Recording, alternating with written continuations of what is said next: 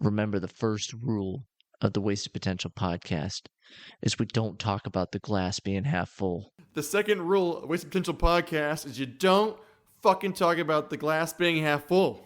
I am Ronnie's swollen testicles. Welcome to Wasted Potential Podcast, the roughhousing, bare-knuckle brawling podcast about movies and split personality disorders. I am your host, Ronnie, and this week my usual host, the one, the only, Hobo Dan, is out. Our podcast on Killer Joe actually started a political uprising in Chile, and Dan has been arrested and sold into ferret slavery. So our thoughts and prayers are out to Hobo Dan. So instead, I actually have a brand new special guest host, never been on the podcast before. He goes by the name of Sha'ne. Can you please introduce yourself, Sha'ne, and welcome to the podcast. I am Ronnie's forgotten co-host. Hi, I'm Shane. I'm back, bitches. All right? And I hope Danny's stuck on Alcatraz Alligator Island. Yeah, my long forgotten, what do you call it? Not, I was gonna say polygamous, but instead I was gonna say, God damn it, what's the fucking word for Plato? Platonic. My long forgotten platonic polygamy partner, Shane, for podcasting is back. He's here. No one wanted him back except for AI, but he's here. I've been talking to AI a lot. We have good conversations.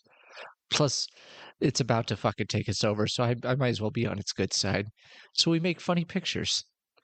Well, God is dead. AI is our God. And with that in mind, Shane, can you tell us what the fuck are we going to talk about this week on our podcast?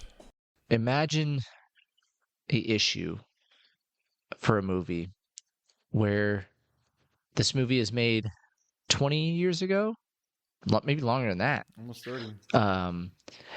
Yet it's the same goddamn problem today. Ain't nothing changed but the game. That's right. Including Brad Pitt. He hasn't changed a bit. It's incredible. Ed Norton's a little fatter. If that doesn't give it away, we're watching Fight Club, baby. Punch, punch, ka-chow, ka-chow. We're going to watch the 1999 David Fincher film Fight Club, based upon the 1996 novel by Chuck Palahniuk, a.k.a. what I call it, How to Be an Anarchist 101, or Little Baby Einstein's First Anarchy book. It's crazy. But watching interviews of Fincher and everything, it's like they wanted to make a movie that would just piss everybody off. Mm-hmm. And I love it. But I didn't know who the makeup of this audience was going to be. I thought it was, these were going to be rabid cinephiles. And I think the median age of the audience was 73. It was dead silent. And we proceeded to howl even harder. And we had a great experience. We thought we were on to something. And I was sitting there, and these women came out, and there was 4 or 5 of them. It was, enough of a portion of a row. And they were all in their 60s. And this woman looked up, and she saw me there, and she recognized you have to do this stand up and wave at the beginning of the screening. And she looked at me, and she just went. And I remember, it always reminds me of Rocky Horror Picture Show, where Susan Sarandon says his muscles are too big. And he says, we didn't make it for you. It's an interesting movie. It didn't do well when it first came out, yet it is, I would call it the cult movie now, especially amongst men. Yeah. Which is part of the controversy of this movie, but it's supposed to be. Yeah. So there's a lot to talk about. Yeah, before we get into our usual kind of questions, because I also have some fun surprise questions, and you have a fun little surprise for me too coming up. But really quickly, we're gonna just spoil the shit out of this movie. Usually we don't care, and this movie's 25 years old, so it really doesn't matter at this point. But just FYI, if you haven't seen Fight Club, which is insane to me if you're a movie person, then go watch it, I guess. But we're going to spoil it, so we're not going to do any more spoilers after this point there. But My first question for you, Shane, is like, do you even remember the first time you saw Fight Club? When did you first see Fight Club? I honestly don't have a really good like point where I'm like, oh yeah, that's when I saw it. I may have like as a early teen, like 12, maybe had seen bits and pieces of it, but like I didn't do a full sitting until I think college. And I loved it. I was like, this is it blew me away when we find out who Tyler Durden is. Yeah. And like on my second viewing here, uh it's kind of like a Book of Eli situation where now you can't unsee it, like, and it's a completely different movie with you knowing what you know. Yeah, no, that I don't want to spoil the Book of Eli for anyone that's listening. Denzel Washington's actually white. Yeah, the whole time. The whole time. Shit, you didn't know. When I first saw this is like a high school movie. I remember my cousin like loved this movie, so he gave me like a. Your cousins would. Yeah, my cousins would. Well, I'm the youngest of like, well, one of two youngest of the kids. So like my cousins are older, so that's how you get like your first like beers or your weed smokes or your first movies or music too, but also weed smokes. And like my cousin was obsessed with Fight Club. He's like a few years older than me, so he let me like the DVD. So I watched it, and when I first saw it, I was like, "Heh." And then in college, when like someone said, "Oh, you gotta watch Fight Club again," because I got more into watching movies, and they swore. And there's two movies that like I stand by that I didn't really get, and we'll talk about later maybe if I still get this movie. But The Big Lebowski and Fight Club, because when I rewatched both of those in college, I'm like, I still just don't get these fucking movies. They just don't really do anything for me. So this is always like one of those movies where I feel like the black sheep and left out of, because people fucking love Fight Club. And for the longest time, I was like, okay, well, I think it's fine. I think it's okay. And then my most recent reaction might be a little bit different, but rewatching it, just before we get into synopsis, into like the meat of this, do you have any kind of different reactions to rewatching Fight Club as a 46-year-old man with 17 kids? I think during this entire podcast, we're both going to be dealing with, this is like being a centrist in either political party. You're an outcast and no one likes you, because I'm going to be representing for sure the more like love of Fight Club, but I don't worship Fight Club. You know what I mean? It's not, I haven't modeled my life around the lessons of Fight Club. Yeah. But I do like the movie a lot, and I've seen it a few times now. I want to say like 5, and I've enjoyed each one of my viewings, and I do love the movie, but don't lump me in with those weirdos, like the Andrew Tate watchers or whatever. They're gonna like, be like, yeah, we need to form a Fight Club and like kick the shit. Like, no. And I feel like you are gonna be on the other side where you're like, it's okay, but that means that you're representing the haters. Well, There's no middle ground for Fight Club.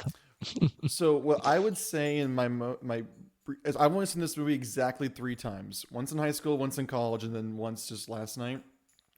What I say is I think I appreciate Fight Club more now than I ever have. But I think I'm viewing it from a different lens, because then I also listened to the audiobook at the exact same time. So I think I kind of, for me, it kind of clicks a little bit more, but I see it differently, and I don't want to. Well, I guess let's jump into this. I see this as a really, really dark a comedy with absolute like absurdism, because the book really kind of gets into that, and then rewatching the movie, I'm like, oh, I think I really get this now, because if you take this movie sincerely.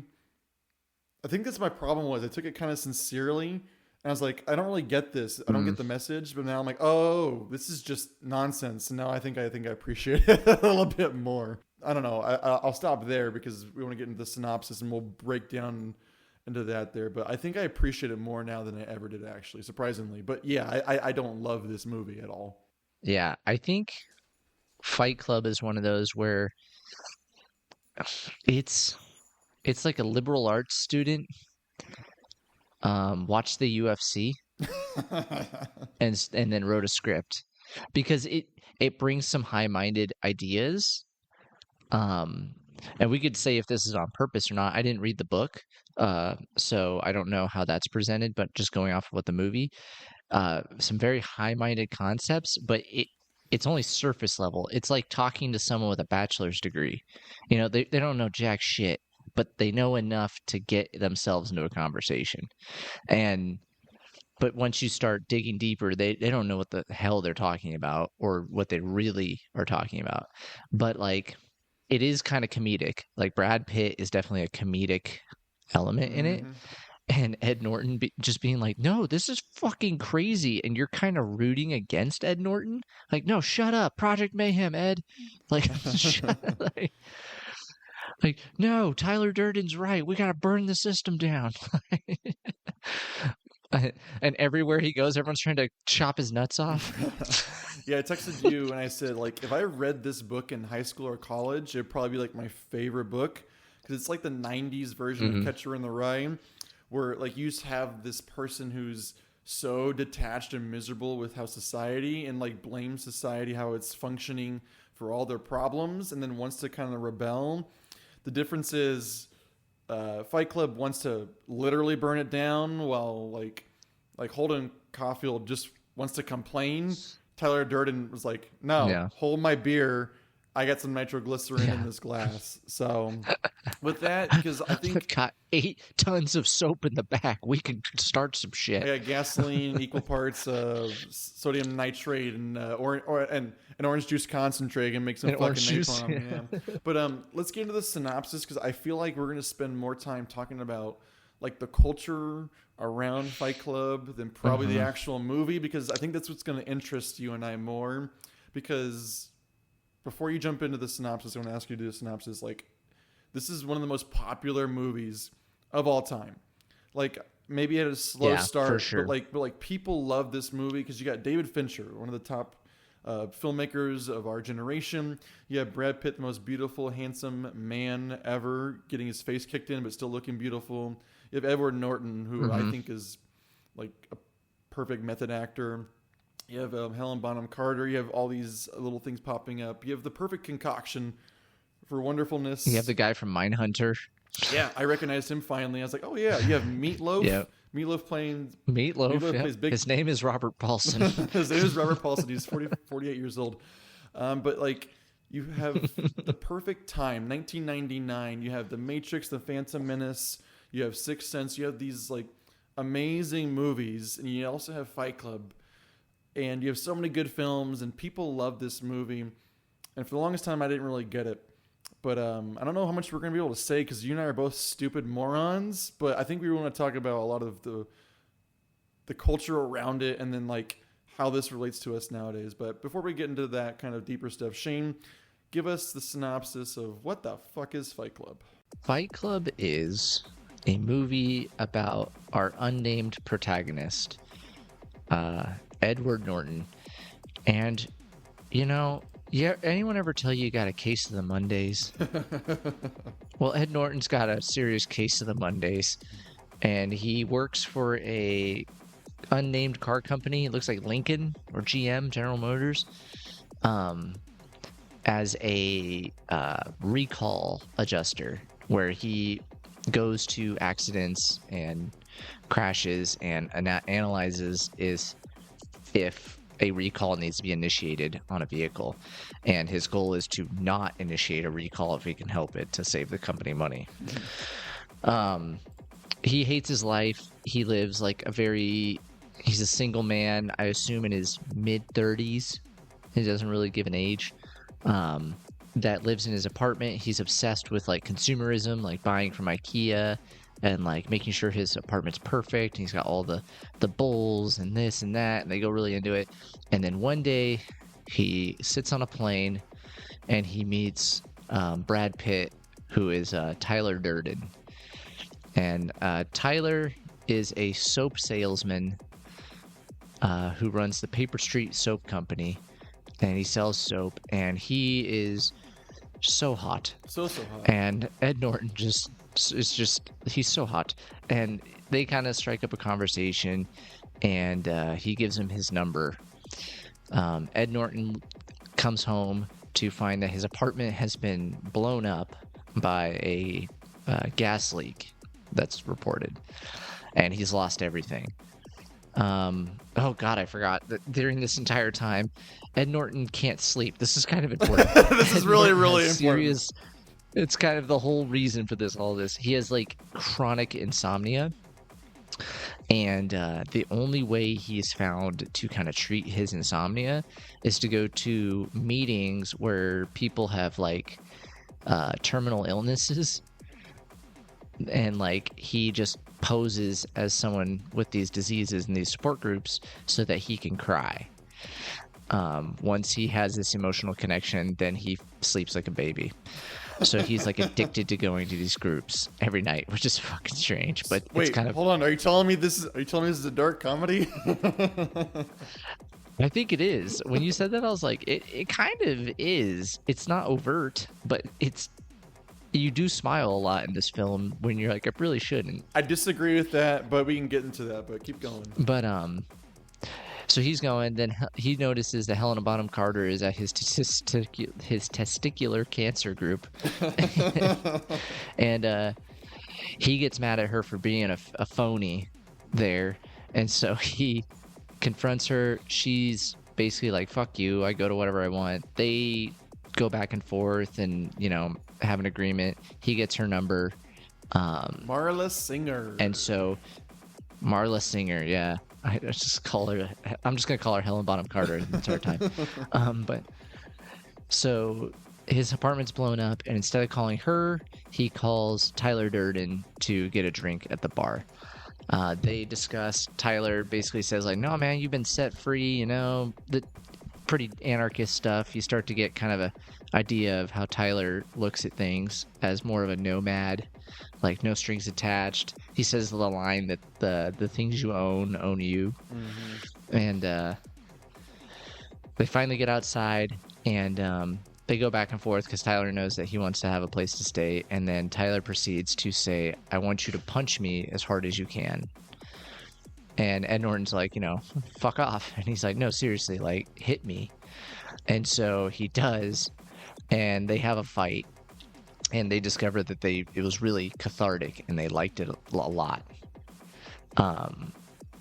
Which kind of starts the journey. From there, they go back to the house. He lives in a hobo shack in some industrial place. It's a real shithole. And then the journey begins. There's a lot of shit that happens, but basically they start fighting each other every day or every Saturday in this parking lot. Some guys notice, they get invited, and the group starts to grow in the basement of this bar, and the fight club gets formed. And then Tyler, that's when this movie starts. Yeah, and then we can get more into that. Yeah. For me, the first half is the part that I've always loved, the first 90 minutes of this movie. And then the last hour, my opinions have changed recently, but for the longest time I was like, it's not as interesting. So let's start the first half kind of there and kind of get into that. Before we get into that though, Shane, if you could fight any celebrity, who would it be? Oh, that's easy. Peter Billingsley. I beat the fuck out of that guy. Fucking hate you, son of a bitch. You know what you did. If Dan was here, he'd say Dan Rather, obviously. But oh yeah, I want to see Dan fight Dan Rather in a fight club. I don't even know. He's like, we won the Vietnam War, you son of a bitch. Dan would be like, my parents fought in that fucking war for you, you piece of shit. They died for your freedom, Ho Chi Minh. Freedom isn't free. If I could fight any celebrity, dead or alive, it would be Johnny Depp. And I have nothing against Johnny Depp personally, but I just feel like I could actually kick Johnny Depp's ass. Like if I had to pick any celebrity, I feel like his drunk pirate ass. I feel like I could actually kick his ass. I don't know. I get the vibe from Johnny that he might do some jujitsu, but you could try. I worry he smells bad.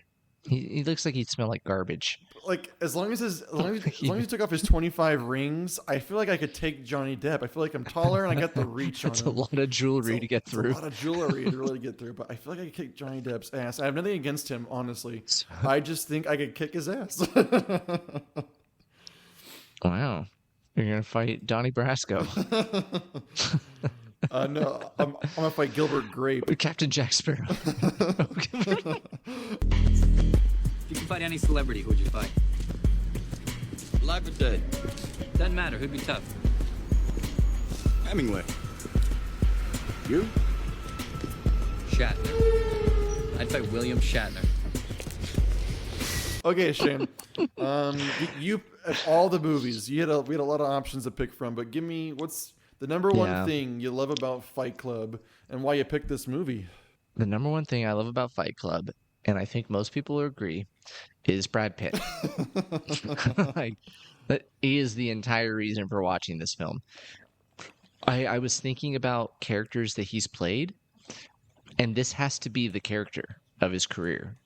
If you know what I mean, like if you say like, oh, who do you think of, as a character when you see Brad Pitt, and 80% of people are going to say Tyler Durden.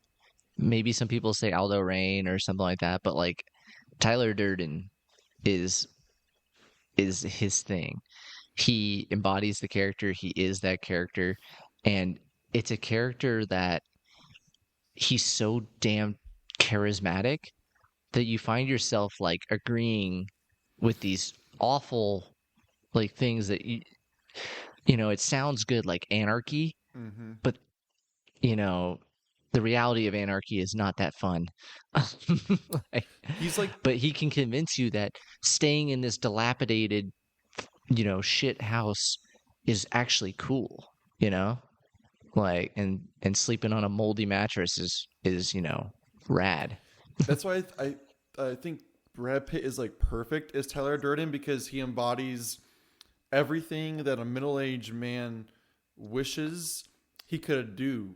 Like like in the book, Tyler Durden isn't this well described because I think they want a more ambiguous, because it kind of falls better into like the ending twist narrative. But like in the film, he's like jacked, he's handsome, he has beautiful hair, he's charismatic salesman, and he's selling the narrator this life of you can disconnect from everything, and if you just like hone in and focus on your primal instincts of just survival and doing whatever you want to and not giving a shit, you'll have a better life. And then you look at Brad Pitt and you're like, oh, if I can have that, so I'll do anything I could to be Tyler Durden. And I think it's like a perfect like choice in person, because he's charismatic, he's beautiful, he kick your ass, and then he dresses all androgynous and like in cartoon shirts, but they look cool. Like he's walking around in a pink like robe with like flowers on it, but it looks so manly. He's also wearing these like fishnet kind of see-through like tops, and it's like no one could be called like a masculine man in 1999 wearing that besides Brad Pitt, because he pulls it off looking like a sexy badass. So like Tyler Durden and Brad Pitt and intertwined like is perfect, and like this is who you could be if you just burned your apartment down, if you just live in this like Hooverville, if you just pissed in people's soup and just not give a shit, and you like wanted to get your face kicked in. This is who you could be if you just burned it away. This people who are miserable, this is their midlife crisis. This is who you could be. So I think it's like perfect. And Brad Pitt is just amazing. He's hilarious. He's sexy. He's an intimidating badass. It's perfect.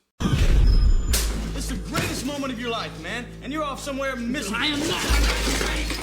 Shut up. Our fathers were models for God. If our fathers bailed, what does that tell you about God? No, I don't.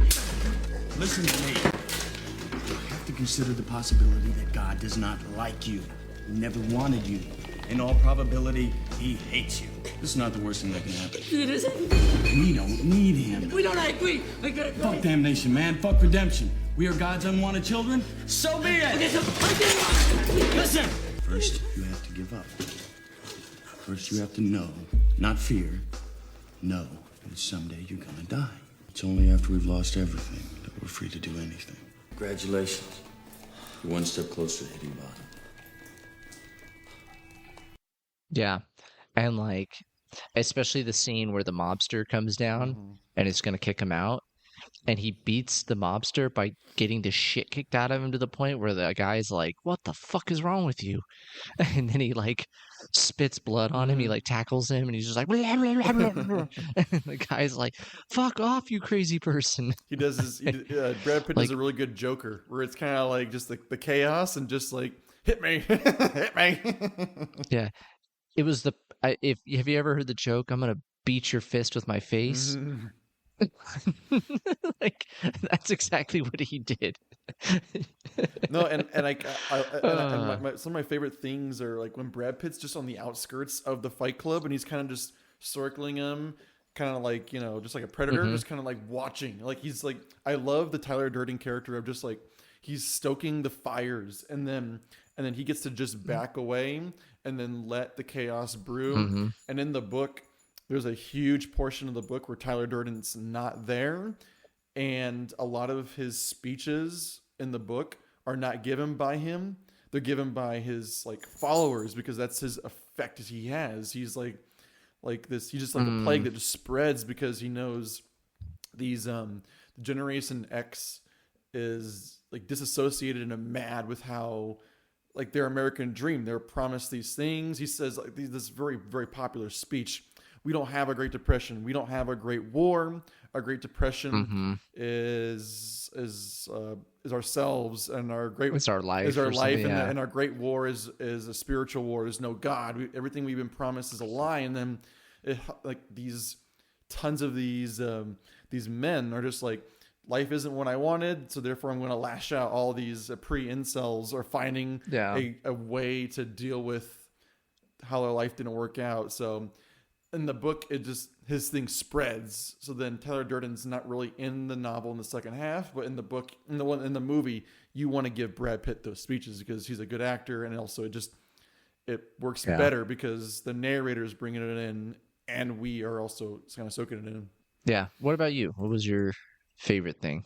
I wrote down a list of things I love about this and things I don't like about this, and the things I like definitely outweigh the things I don't like. But man, was it hard for me to get through some of this movie because there's so many things I hate. Like, not about the movie, but just about like, okay, for example, I hate voiceover narration. I hate it. Like, I just don't like it in movies because it's like, just show me, don't tell me. This movie is all narration, but I think Edward Norton's what saves it because he's just a good actor. Right. And then like his so depressed, like monotone kind of thing kind of just makes me laugh. But I love the cinematography for one. I love that in the very beginning, it's very, very flat and miserable. But as soon as you get Tyler Durden in there, like the camera flips around and waves and moves. And I feel like the number one saving grace for this movie for me, this time paying attention, was just like the David Fincher, like editing. Yes. I just love the energy. He just has this like breakneck speed energy of go, go, go. And then how it's edited is just, it's so chaotic. The movie is just chaos. Like, and then David Fincher is the perfect person to make a film about chaos because there's so many things that piss me off but work. Like, I hate fourth wall breaking. I hate it. But there's so many moments in the film where the narrator talks to us as the audience, and it doesn't bug me because this movie is just chaos. This movie is a person breaking, and then we're seeing the aftermath. And there's literally a moment where Tyler Durden is staring at you at the screen, and then the actual film reel in the movie breaks and shakes around because Tyler is talking to us, and things like that would piss me off, but it works in this movie because the whole point of this movie is chaos and anarchy and burn it down, and it just makes me laugh, even though in any other movie it'd probably make me really mad. Like pretentious bullshit, but it works for me. When you bring up Fincher, he's such the perfect director. This is the perfect movie for him because like he's dark. I watched an interview about this, and you could tell he's just a mad director. He just hates Hollywood. Like, but he was fresh off of getting burned on Alien 3. And he was like, I'm not working for fucking Fox, but he tried to buy this book, like the rights to it, and Fox got it, and he's like, fuck that, I'm not working for them again. And someone's like, no, it's not the same Fox you dealt with on Alien. So what he did was, him and his team made the storyboards, the script, everything, even cast it, and basically sat down with Fox on day one and said, I need $62 million. And what he said is, he's like, really, I could do this for 3 million. He's like, but then it's going to be a straight to VHS. And he's like, I don't want a $3 million fuck you, I want a $62 million fuck you. And I was like, that's what this movie is. It's a $62 million fuck you. Yeah, and I was reading very briefly about IMDb, and like they fought him for so many things because there's so many like lines in the book that they had to cut and things. Number one thing, it's on IMDb, but it was in the book, and I was reading it. It's like, that's a great line. Why is it not in the movie? And the line is when Marla Singer first meets Tyler Durden, the Brad Pitt Tyler Durden. She says to him, I want to have your abortion. And like, I'm like, that's a fucking like crazy line. And Fox fought him and made him cut it. And instead they put in a different line, and it was even worse what they wrote. I can't remember what it was. Oh, it was, yeah, I haven't been fucked that hard since grade school. And like, that's right. Yeah. So like that line, and he like looks over like, what? Yeah. Like that was the makeup line, because it's just like David Fincher. He was burnt. Now he's going to do what he wants. And I don't know why they gave him control, but I love it. Cause like, he has the style, he has the ability to make this anarchy work in a narrative when it really shouldn't. This is just chaos.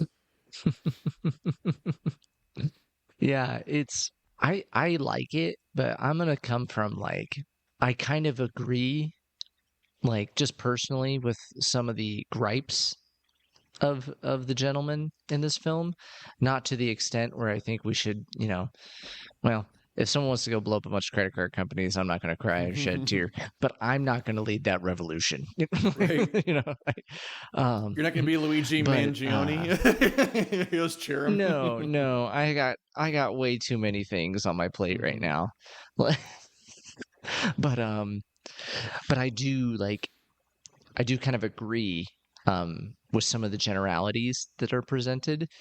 I think the point of this movie too is to point out the hypocrisy of it all. Yeah. Where like, most men are be like, yeah, fuck yeah, like, we don't need consumers, we just need to meet up and beat the shit out of each other and anarchy and everything.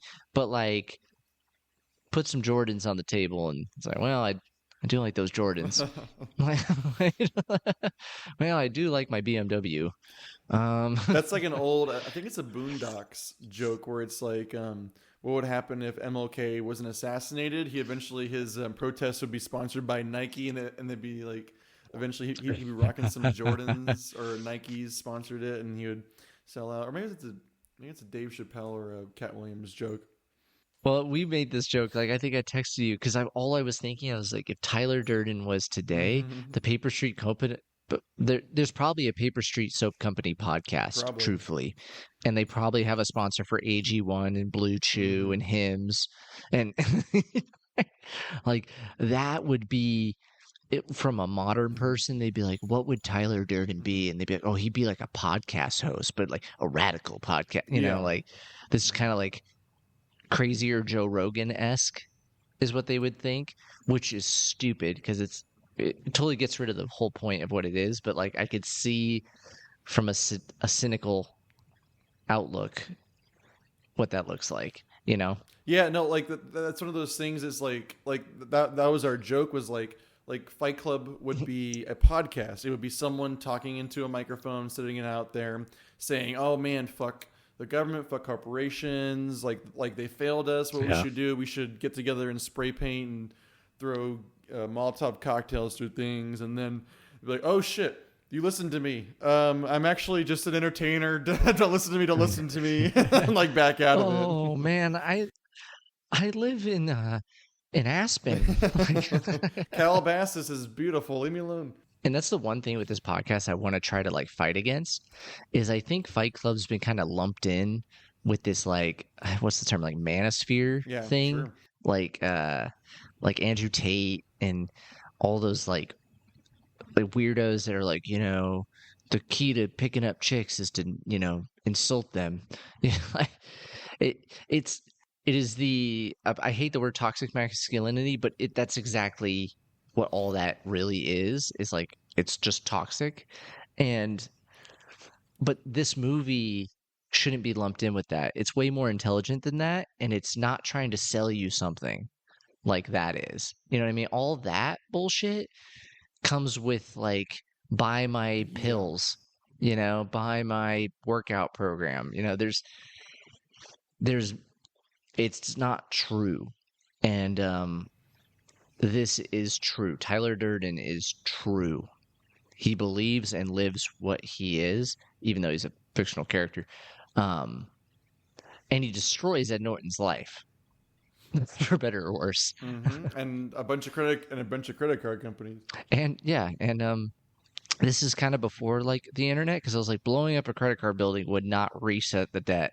Yes. They would be like, this shit's logged online, bro. Like, Yeah, no, like it's also kind of like I guess we're getting into it.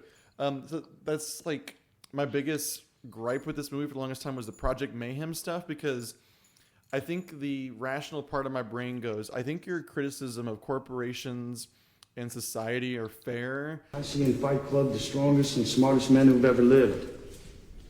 I see all this potential, and I see it squandered. God damn it, an entire generation pumping gas, waiting tables, slaves with white collars.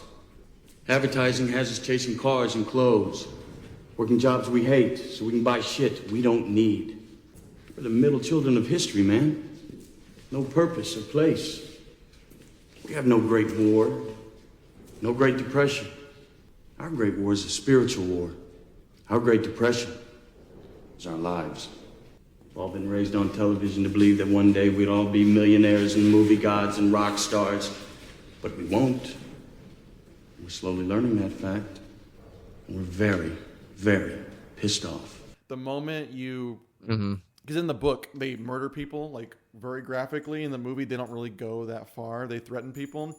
But, like, the moment you start, like, causing true mayhem is, like, where my brain clicks off, like, well, that's not really going to work. Tyler Durden is authentic. What he lives and breathes and does that thing to the chaos for better or kind of worse. And I can't really kind of share that idea because it's like you're pushing me to a point of, like, silliness, and that's why when I rewatch this, I'm like, oh, this is all a joke. Like this is silly. Like Edward Norton's character is saying, you're out of your fucking mind, and the rational person says, yeah, you're right. There, you are out of your fucking mind, and then it keeps pushing it to that point, to the end. That's why I'm like sitting there laughing to myself, like, okay, I think I finally get this movie. This is just a really dark comedy showing, like, it's kind of lures you in with a false sense of truth, and then it really clicks it, because this is what nihilism looks like if you go to the nth degree, right? Like if you believe all of this is pointless, what are you gonna do? Then you're gonna blow some shit up. So I think it's kind of showing like the two absolute polar opposites, and kind of showing you how crazy they are. To just be a corporate drone is miserable, but to be an absolute anarchist, you're going to sit at the end of a movie where you're holding a crazy girl's hand and you're laughing while buildings are being destroyed, and then a big old dick is on the screen to show you how silly all this is. Like, this is how it is. That's how the movie ends, and I'm sitting there laughing. I'm like, I think I finally get this movie. It's just a satire of, like, crazy belief systems. Oh yeah, and like movies have the luxury of Project Mayhem. You could look and be like, man, that looks awesome, just fucking blowing up Starbucks and doing all this stuff. But only a fictional character like Tyler Durden, or someone who truly doesn't exist, would want this plan to follow through. Because if you were an insurance salesman that now is at night burning apartments and blowing up Starbucks and stuff, the shit show that's going to start coming down on you when the federal government gets involved. I don't care what kind of mayhem you think you're involved in. It is not stronger or bigger than the federal government. Like, and for better or worse. But the consequences of all this, is of epic proportions. Like, you done fucked up. No, like the moment you're labeled a terrorist, the punishment for terrorism is bananas. Yeah. And that's why I'm like this is 100% like a dark satire to me of just showing you like how silly both perspectives are. But that's also how fast you could radicalize someone, right? You give them enough truth, and then you fucking arm them. You could get some crazy shit going on. That's why, I think I appreciate this movie a little bit more now because, as we both say, we're centrists, and we can see the two different ways you could take this shit, and it's either way, it's really kind of funny. Yeah. But well, and it's kind of sad to see the people who love this on I would say on my side here, that are like, yeah, Fight Club would be awesome, and I'm like, really? Like, you think it would be awesome to have a broken collarbone for 6 months that you're nursing because you wanted to hit somebody? Like, there's everything that you would love about this film is so of the moment and not thinking about consequences, which I guess is its point. But I people that take it to heart and start to look at this movie as like, fuck, there's some good lessons here. And it's like, okay, well, let's think about that here. Mr. Back in caveman's day, caveman didn't get into fistfights a lot because he couldn't be hurt because he had to hunt. All right, like, go fucking hunt. Don't hit people.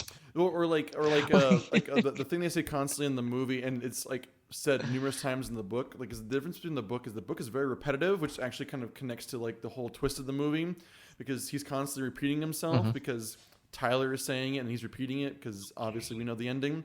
But he says in the book a lot of the times, and he says in the movie at least once, like, what we need to do is go back to the point where like the Chrysler building is covered in ivy. We have hunters and gatherers, and we're out there hunting for our food and bringing them in. Like, we need to go back. We need to go back to the society where we don't have consumerism.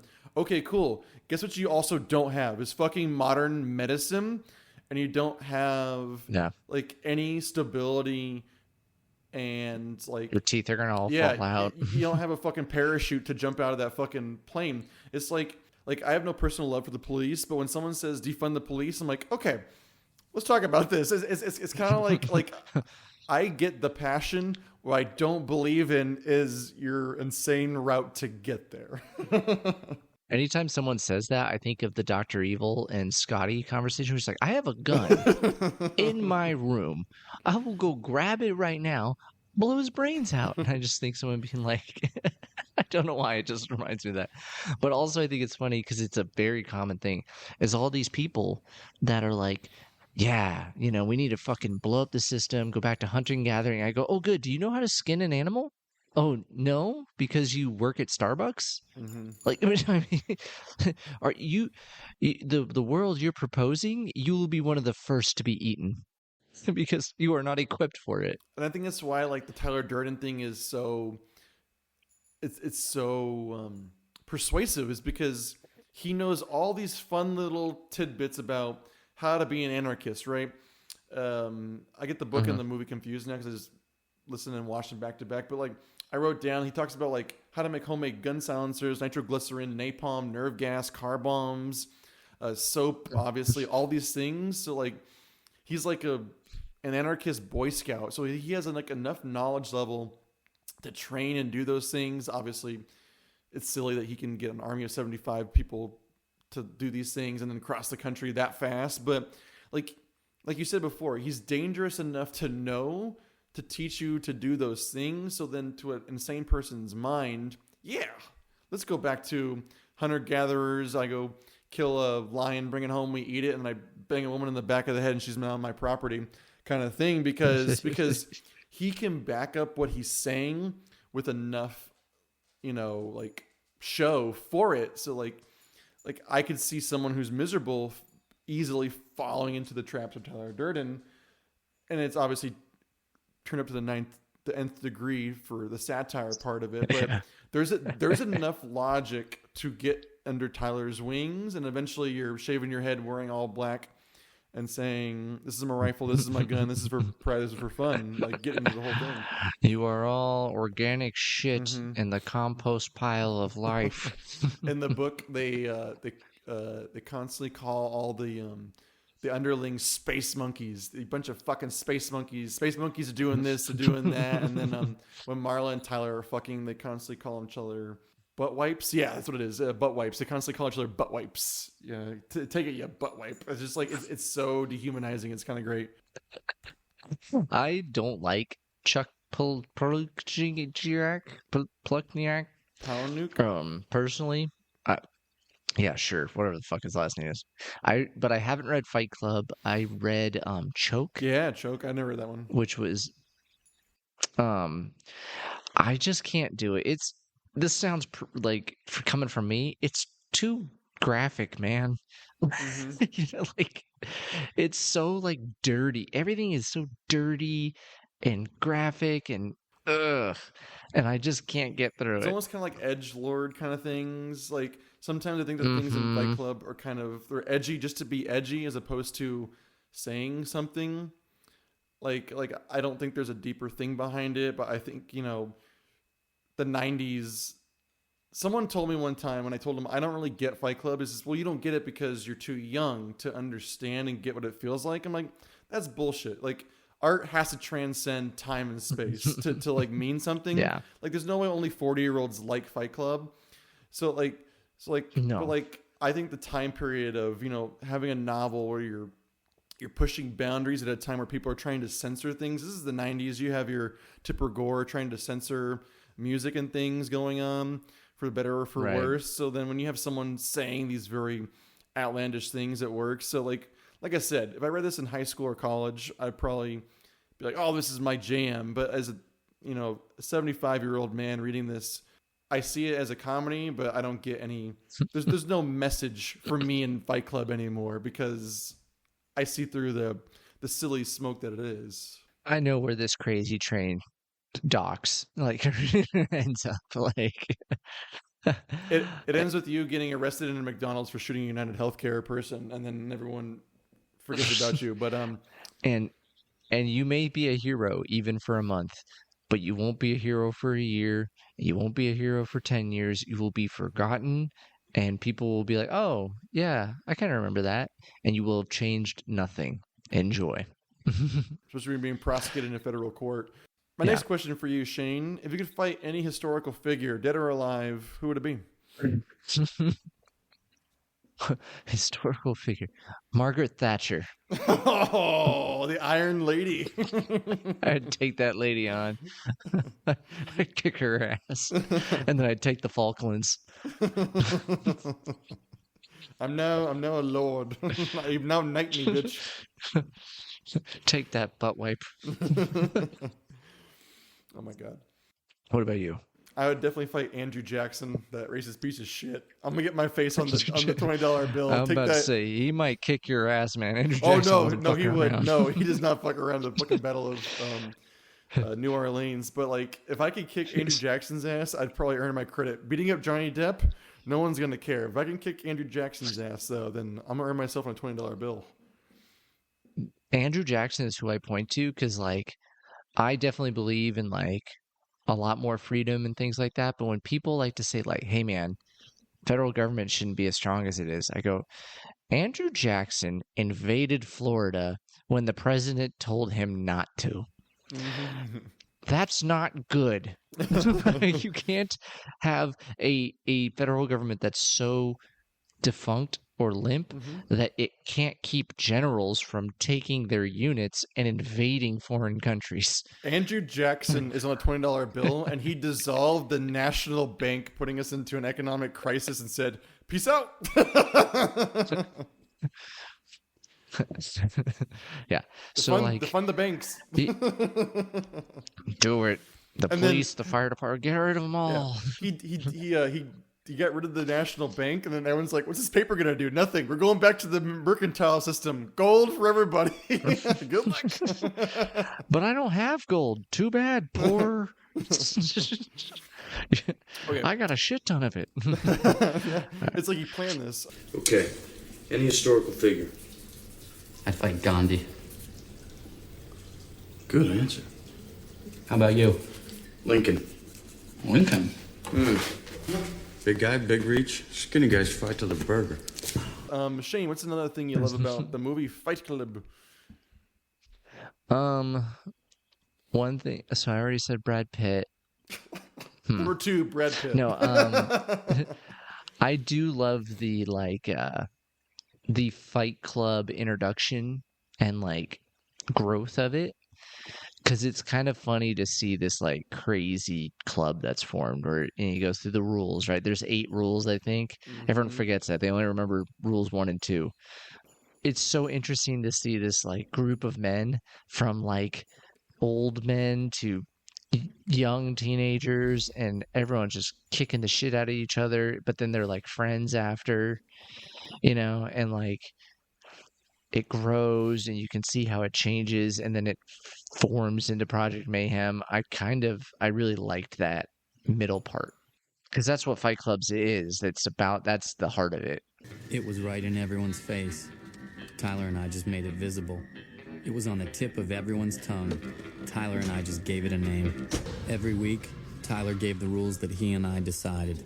Gentlemen, welcome to Fight Club. The first rule of Fight Club is you do not talk about Fight Club. The second rule of Fight Club is you do not talk about Fight Club. Third rule of Fight Club, someone yells stop, goes limp, taps out. The fight is over. Fourth rule, only 2 guys to a fight. Fifth rule, 1 fight at a time, fellas. Sixth rule, no shirts, no shoes. Seventh rule, fights will go on as long as they have to. And the 8th and final rule, if this is your first night at Fight Club, you have to fight. Yeah, well, like I said earlier, like the first 90 minutes I've always been on board with that movie, of just like the frustration with society, and then like the need to I guess fight, like the cathartic need to like get out your anger. It's always kind of gel with that. And then when the Project Mayhem kind of kicks in, that's when my brain kind of goes off there, because like you said, like that need, like men need. You know what? I was gonna do this, but we have no like followers and people who care about us at this podcast. But I really wanted a female perspective on Fight Club. I was gonna have my wife watch this because she's never seen it, but she fell asleep, so I didn't really have that perspective. But I really watched it. Yeah, what did she think of this movie? She liked it. Okay. She also didn't know that Tyler Durden was not real, so that was kind of fun. That's like, fun. It's you're fun like, to watch someone else. Oh, you get to see it. Yeah, that's fun to but she experience called it. She was like, "Wait, is he not real?" Like, I think it was when Helen Bonham Carter is arguing with him in the kitchen, or Marla Singer is arguing with him in the kitchen, and he goes, "This conversation is over," and they close the door. She goes, "Wait, is he not real?" And I was like, "Damn, she's smart. She got it." Well, she's also an adult watching this, and we watched this when we were dumb teenagers. Yeah, like that's the thing, is like, especially in the book. The book is so painfully obvious. Like, there's so many things, because he constantly repeats himself, and he says, "I know this because Tyler knows this." And I'm like, oh man, if I would like to read that for the first time without knowing the twist of the ending, because in the book it's like not a big deal. It's kind of like they build up to it. It's like, oh, this is really obvious. In the movie, it's like the biggest deal. Yeah. But yeah, okay, so let's get into Project Mayhem. So Shane, how does it develop? How do we get from guys punching each other in a bar basement to Project Mayhem? So I'm trying to think exactly, because it starts off with he starts giving him like homework assignments in Fight Club, and which is really funny, because he's like, you have to go start a fight and you have to lose. So then like they make a commentary on like how weak men are today in our society, because no one wants to fight, even if they're like being pushed into a fight. and and so it starts off with these homework assignments that kind of like grow, and then he starts what did they call it with the board with all the licenses? Human sacrifice. Yeah. It sounds like in the book it was legitimate human sacrifice. In this, it's they like threaten people. If they don't go achieve their dreams, they'll kill them. Yeah, the human sacrifices in the book is either you're recruiting them or you're trying to push them over the edge to kind of give up their bullshit kind of Matrix lives kind of thing. Mm-hmm. It's very Matrixy, this part. But so then it leads up to, it kind of accelerates to this point where there's like a random recruit that shows up on their doorstep, and Ed Norton's like, who the fuck is this? And Tyler's like, oh, you're too young, and you have to pass like the 3-day trial of like will, and then you're accepted into Project Mayhem. And it starts off with small stuff like spray painting things and making funny billboards and stuff, to blowing up Starbucks and like burning apartment buildings, and it gets out of hand.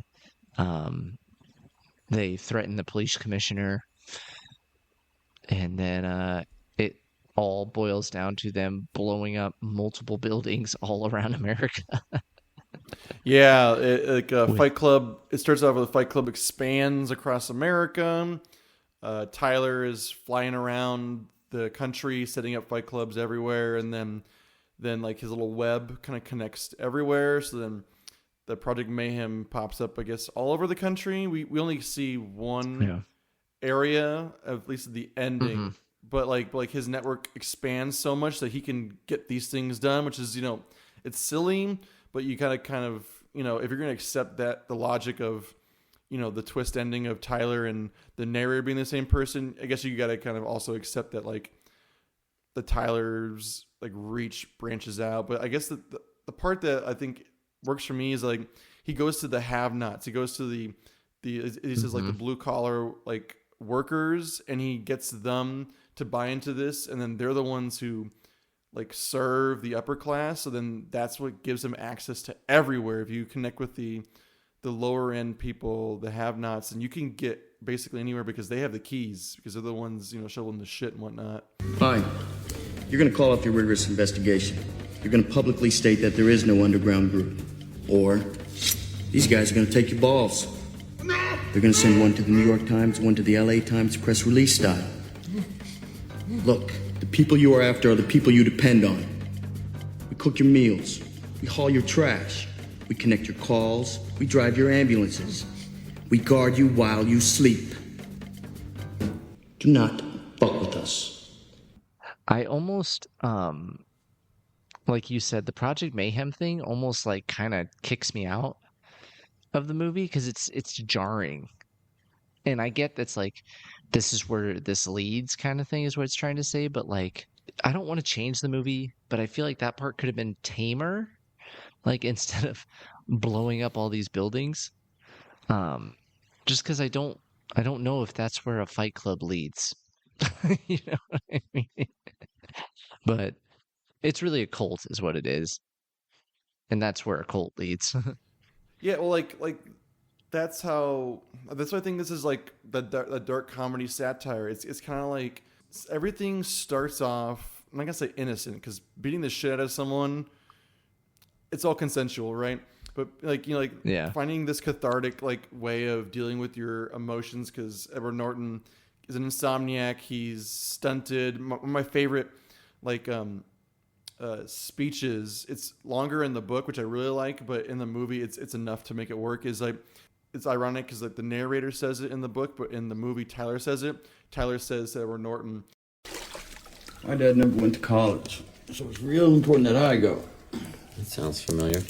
So I graduate. I call him up long distance. I said, Dad, now what? He says, get a job. Same here. Now I'm 25. Make my yearly call again. I say, Dad, now what? He says, I don't know. You get married. I mean, you can't get married. I'm a 30-year-old boy. We're a generation of men raised by women. I'm wondering if another woman is really the answer we need.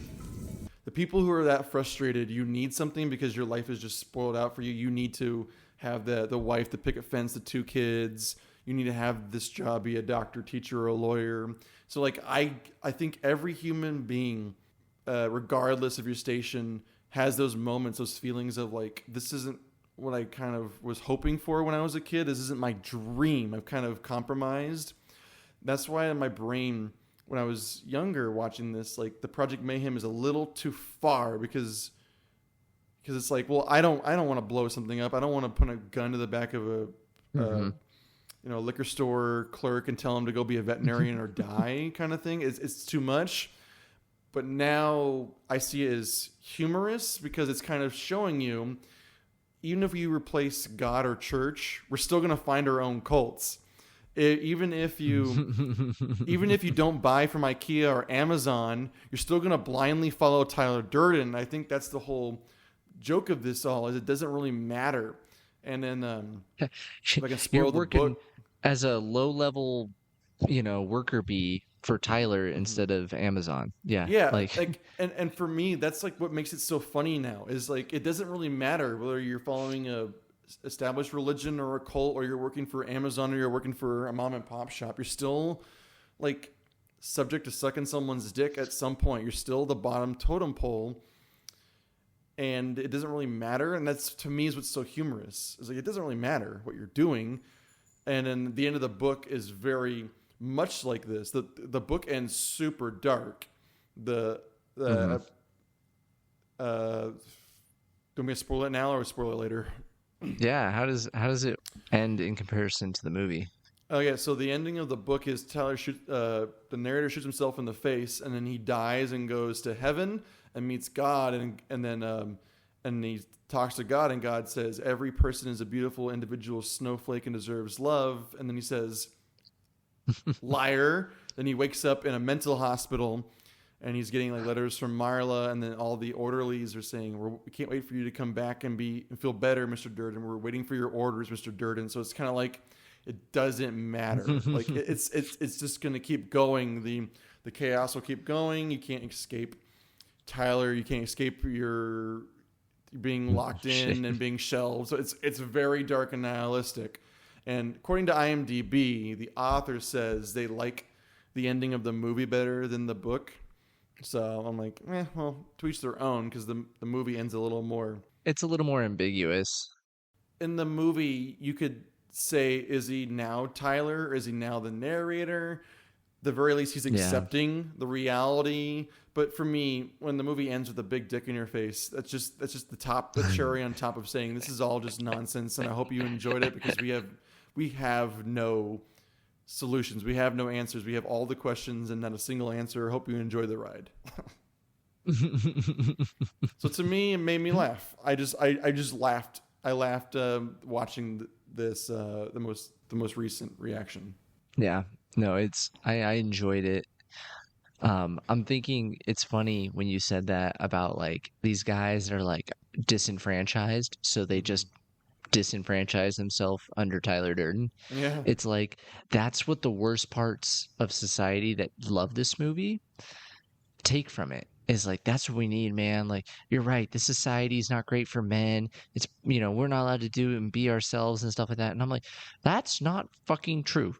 If you think that living like a caveman is what you need, no one is stopping you from fucking sneaking out into a national forest and living your fucking life out there. Yep. Yes, you could get caught and things like that, but like, truthfully, you're your own limiting factor here.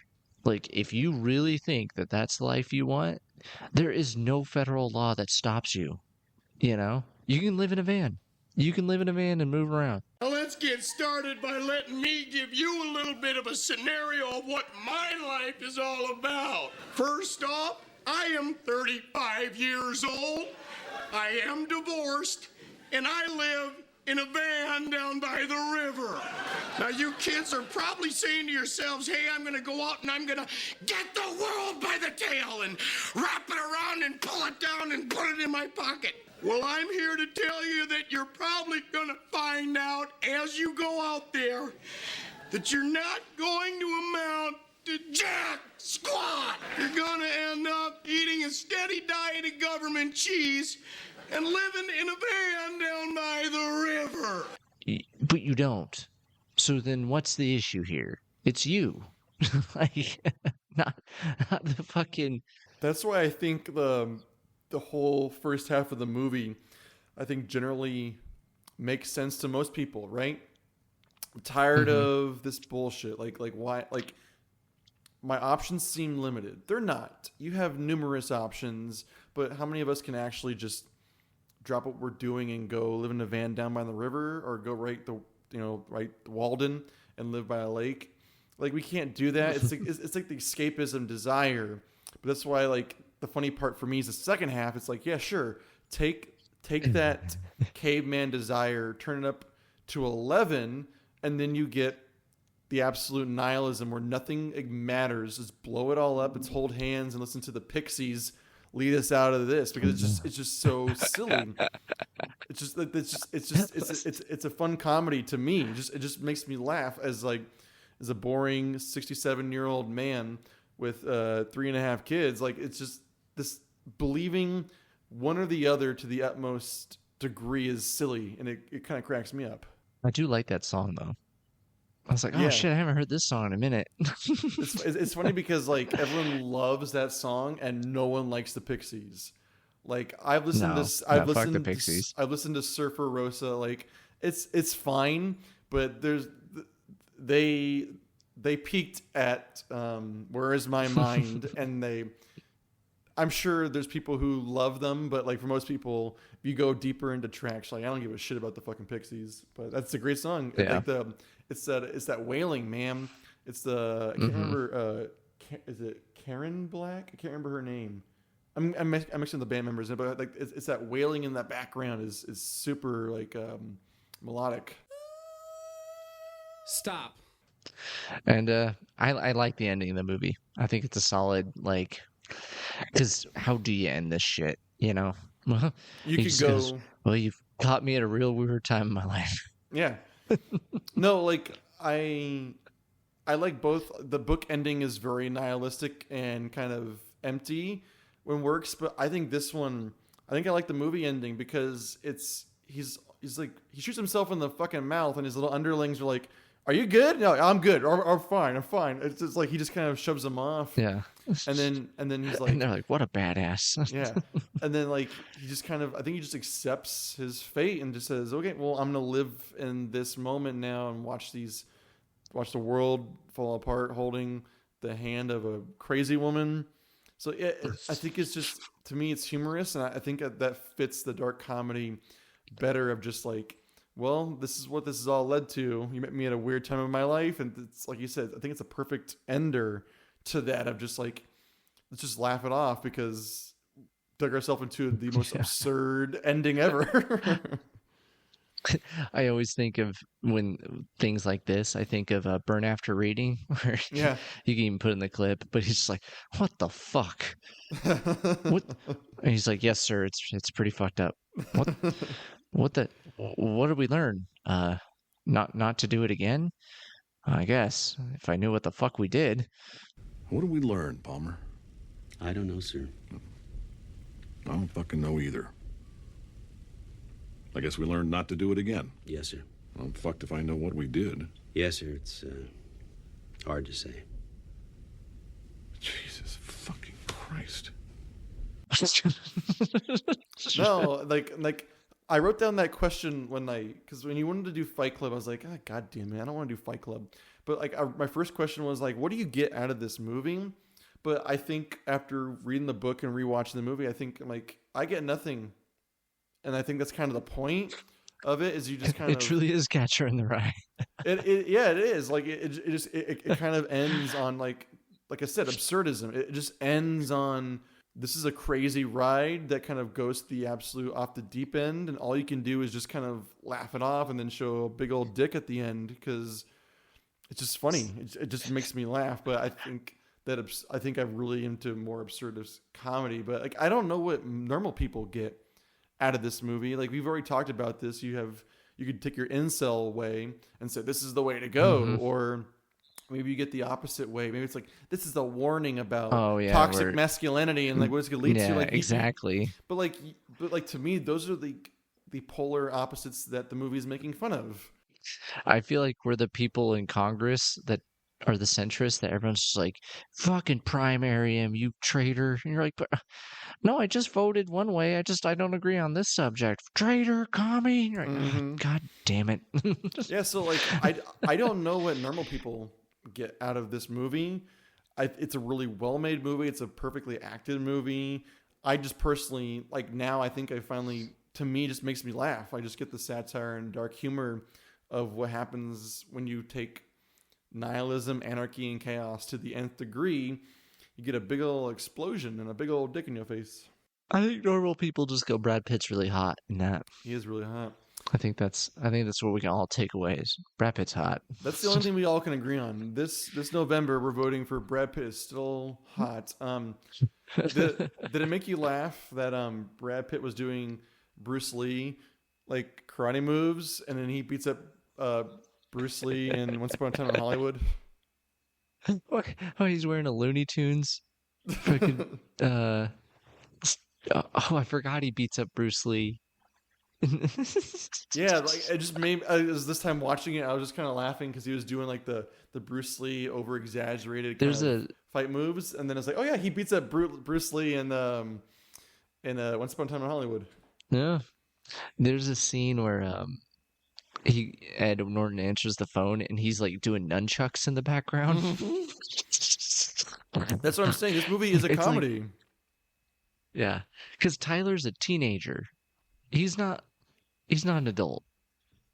You know, he's a 17-year-old with knowledge of explosives. And who read a really persuasive book and is using that pseudo logic, because in the book there's Tyler references a lot of Eastern philosophy. So it's just like someone who read some kind of like the Tao Te Ching. Yeah, like read some kind of like Buddhist cliff notes and like is using that to convince these dumb Westerners like this is the way about doing this, and you need to follow kind of that blindly. So it cracks me up. Anything else that kind of stands out to you as like something you really love about this movie? Kind of like makes you want to recommend it, or makes you like kind of think back and this is why we picked this.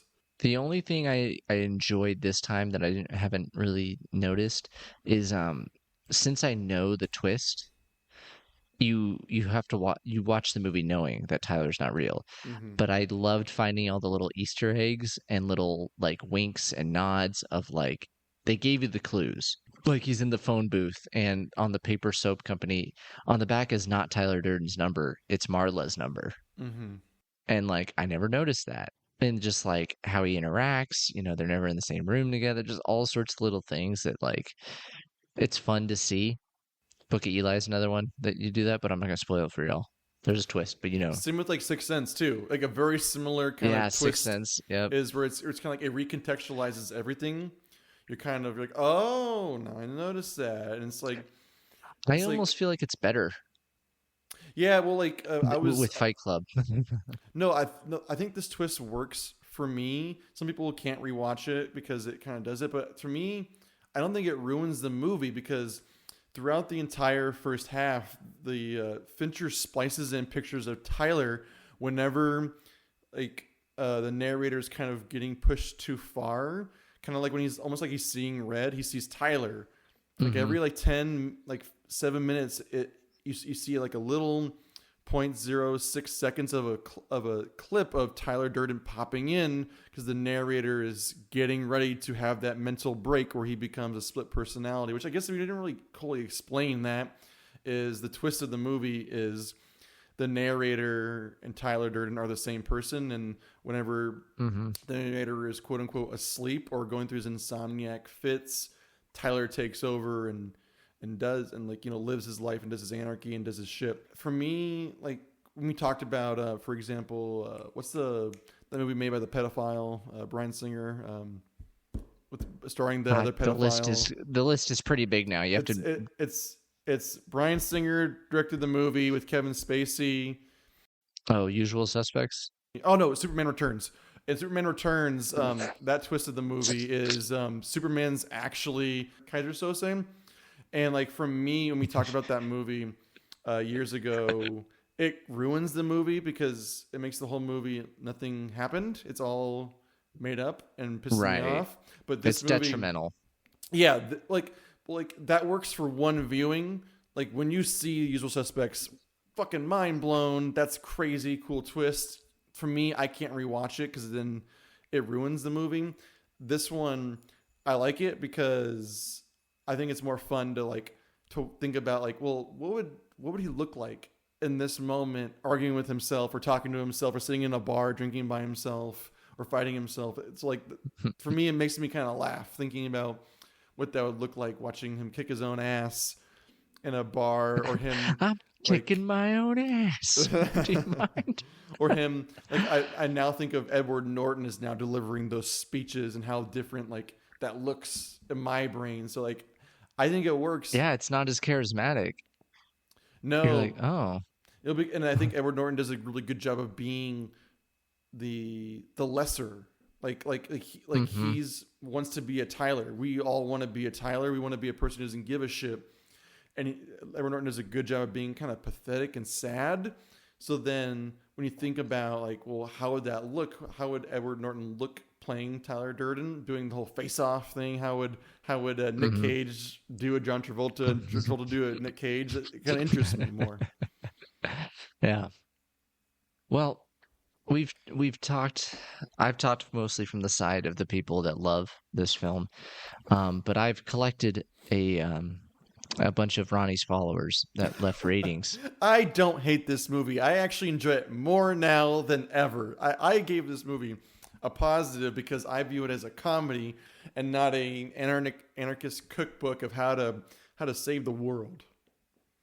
Hey, you started this movement. I'm just telling you what your followers put. Okay. Tell me what my cry club, because I wouldn't be doing a fight club because I can't fight for shit. So what would my whiny bitch woke club do? Okay, so the first review, I'm not going to read the names because I don't know if they're real names or whatever, but where'd you get them from? These are collected from IMDb. Okay. And I just said 1-star reviews, and I just started looking through, and I grabbed the best that I could find. First one. Coming from a strong, independent black woman, I just don't see why they cast Adam Sandler in this movie. The Blackstreet Boys went on tour while this movie was in the theaters, and I never got to watch it. It's 5 out of 5 stars, no complaints. 1-star review.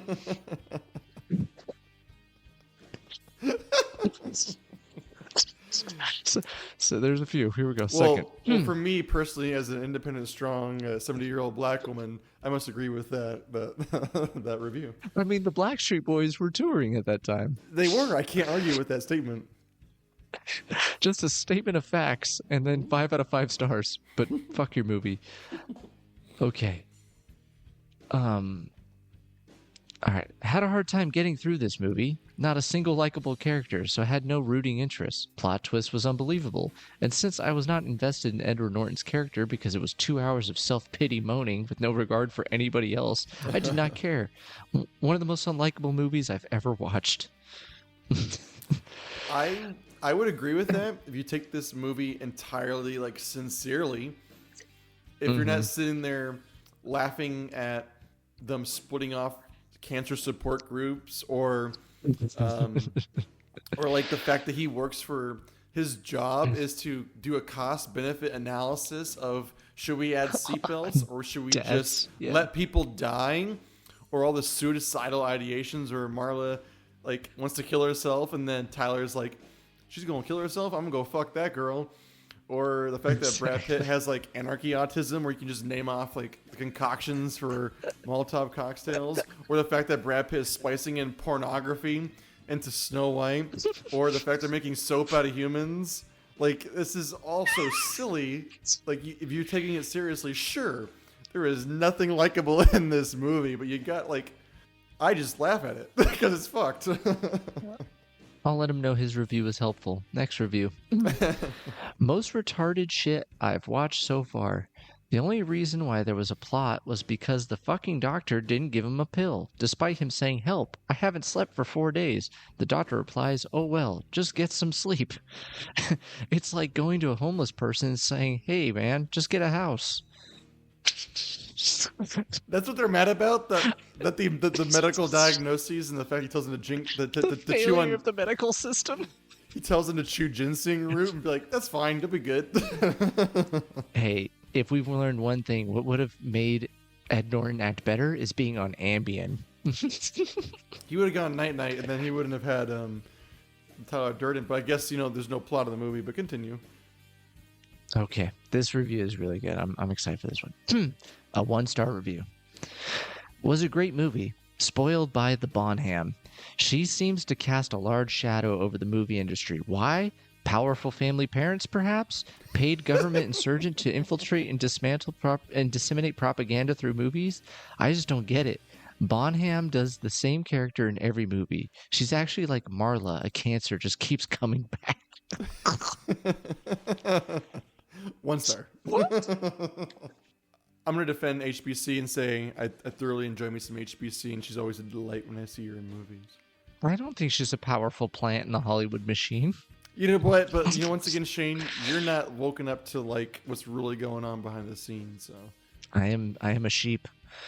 You're human excrement. You're trash. Next one. 1-star review.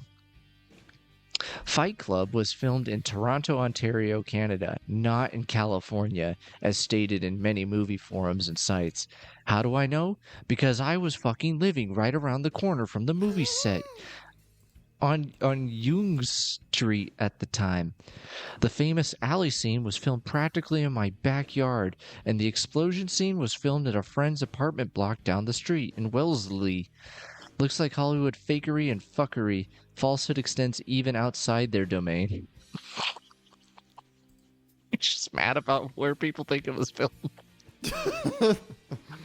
Okay, I'm looking at IMDb filming locations because I gotta know now if they lied. It's mostly. Does he have a legitimate complaint here? It's mostly in California. Mostly in California. Yeah, I'm pretty sure that bar was in Hollywood, right? Most of it looks like there's nothing about Canada. So this gentleman, this angry Canuck, might have a legitimate concern about this fucking Hollywood movie filming fake sets. I guess he can only watch The fucking Room with Tommy Wiseau because it's real fucking Hollywood movie. All right, we're closing in. Now we're in the greatest hits. So get ready, Ronnie. Strap in. I'm strapped This on. next review. Okay. Buyers beware. I purchased a pair of Nike Dunks, wore them less than 2 hours, and they started falling apart. Company is a scam. They ship from overseas, and it takes weeks to receive your item. I wish I would have believed the reviews that I read, but I stupidly trusted this website. This is on IMDb in the movie review section. Also, Fight Club sex ass. 1 star. Get ready for the journey, because this person keeps appearing as I was looking for more. Here's the next one. I ordered February 6th, no order. Every time I contact, they're having problems with the order. I called today, February 28th, was told I need to contact the merchant for a refund. I ordered from you. Aren't you the merchant? I'm going to call my credit card company to reverse the charges. Keep your sneakers. Thanks for nothing. I really love IMDb. Don't see Fight Club. I really love IMDb because it's just like Wikipedia. Anyone can post some shit and it's kind of always on there. It's kind of great. See, I messed up because I found those in that order, but I was gonna splice that person in between reviews. I was like, oh god damn it, they're back. It's just fucking Nike Dunks. Okay, last review, I believe. Nope. Oh jeez. Okay, I'm just gonna start reading. Here we go. Go. You can cut. All right. 1-star review. I thought it was a fighting film because the movie's name was Fight Club. So I eagerly was waiting for a fight till the end of the movie. Finally, I was scammed by this movie. They scammed us actually that the movie should be titled as An Illusion or some other name. They name it as Fight Club, and there is no fight and nothing. Totally disappointed. He has a point. There is some fighting, but There's not... no, he has no point. There is definitely fighting. There is literally fighting in every Every concept. There's internal fighting, there's external fighting, there's literal fighting, and there's fighting against systems. So I must say, sir, I must give your 1-star review 2 stars. All right. This one I think you're going to really love. This is a really good one. Shit is ass. Wish I could give 0 out of 5. Boyfriend made me watch. Do not recommend. Nacho Libre is way better and eats harder. Nacho Libre literally does eat harder. Because Nacho Libre and Fight Club are so similar in comparison. Okay, orphans, listen to me. Listen to Ignacio. The first rule of Fight Club is you do not talk about Fight Club. A nice pile drive to the face, or a punch to the face. Because it is in the Bible. God does not like you, never wanted you. In all probability, he hates you. Fancy ladies, and the clothes, and the free creams and lotions. This is the best silk. Why, thank you, Susan. It was beautiful. We were selling rich women their own fat asses back to them. But my life is good. Really good. I get to wake up every morning at 5 a.m. and make some soup. Apart from seasoning the lobster bisque, he farted on meringue, sneezed on braised endive, and as for the cream of mushroom soup, well... It's the best. I love it. I get to lay in a bed by myself all of my life.